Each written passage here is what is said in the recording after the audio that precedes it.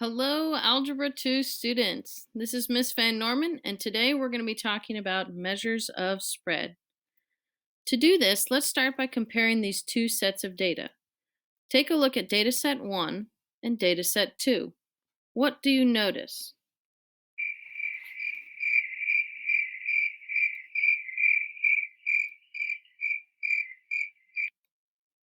After that awkward moment of silence, hopefully you guys came up with a conclusion.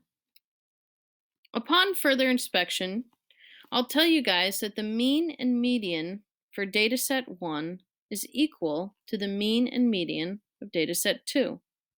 So if the measures of center aren't different, what is different?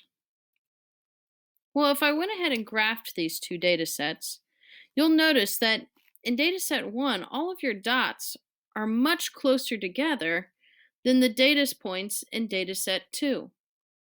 When comparing two sets of data, it's important not just to talk about the measures of center, but you also want to talk about how spread out is your data. And that's where we get measures of spread. Measures of spread basically determine how spread out are your data points. Just like measures of center, we have a few different ways that we can measure spread. We're going to be looking at standard deviation, interquartile range, and range. Standard deviation measures the average distance from the mean. To better understand this, let's look at a picture. If I asked you, how spread out are these dogs? How far away are your dogs from the owner? One way that I could do that is I can measure all of the leash lengths. How far apart is each dog from the owner?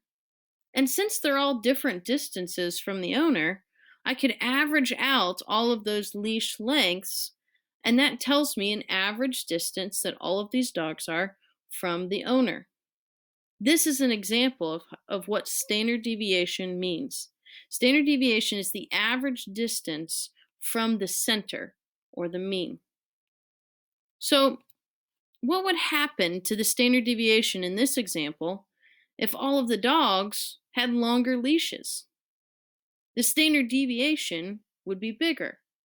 And if all the dogs were closer to the owner, then the standard deviation would be smaller.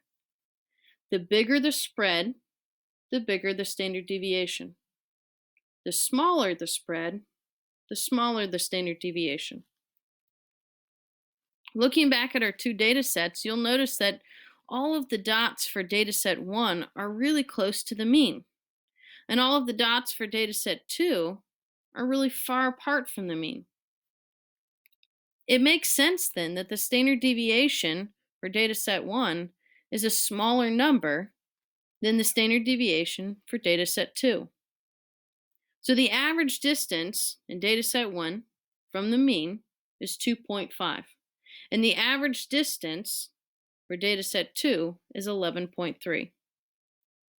Now let's look at range and interquartile range. To find these two things, you'll use these formulas. Range is equal to the maximum minus the minimum. Interquartile range is equal to the upper quartile minus the lower quartile. This is all abbreviated using IQR, that means interquartile range. The upper quartile has the abbreviation Q3, and the lower quartile has the abbreviation Q1. To find these things, we have to start by putting our data set in order, from least to greatest. This makes it really easy to identify what is the minimum and the maximum. So to find the range, you would take the maximum minus the minimum. So we would take 17 minus 5, and therefore the range for this data set is 12. In order to find the interquartile range, we have to start by dividing our data into quarters. Interquartile range, quarters. So to do that, we start by dividing it in half. That's where you guys find the median. And then we look at the lower half and the upper half, and we divide them into half as well. So you'll notice that I circled 8, 10, and 13. Those are the numbers that kind of separate the four quarters of my data set.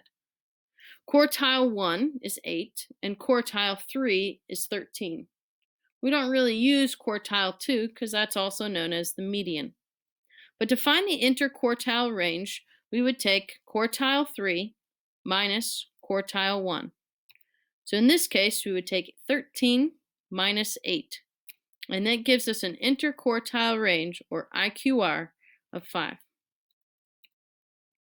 Now, once we know how to find all of these measures of spread, we can use them to make conclusions in comparing different data sets. In the last episode, or the last video lesson, you guys looked at an example that involved the average ages of NFL players and the average ages of MLB players.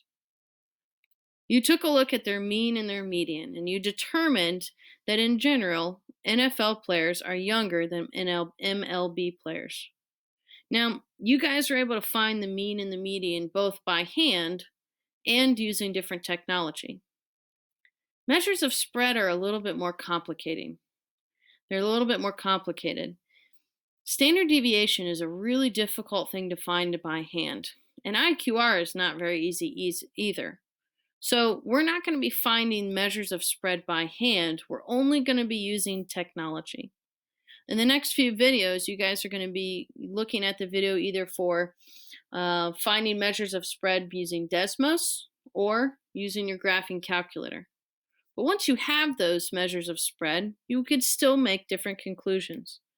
So let's continue with this example. If I told you that the standard deviation in IQR for the NFL average ages was 0.41 and 0.9, and that the standard deviation in IQR for the MLB players' ages was 0.83 and 1.3, we can still come up with a conclusion. Notice that the standard deviation for the MLB players is higher than the NFL players, and that the IQR for the MLB players is also higher than the NFL players. So both measures of spread are higher for MLB players, the baseball players, than they are for the NFL players, the football players. Since they have a higher measure of spread, we can conclude that they're more spread out. So we can say that in general, MLB players are more spread out in age than NFL players. Next, you guys are going to go ahead and watch one of the following videos. You'll either find measures of spread using Desmos or find measures of spread using the graphing calculator. Don't forget, you guys can always email your teachers if you guys have any questions. Thank you so much, and I will see you guys later. Bye.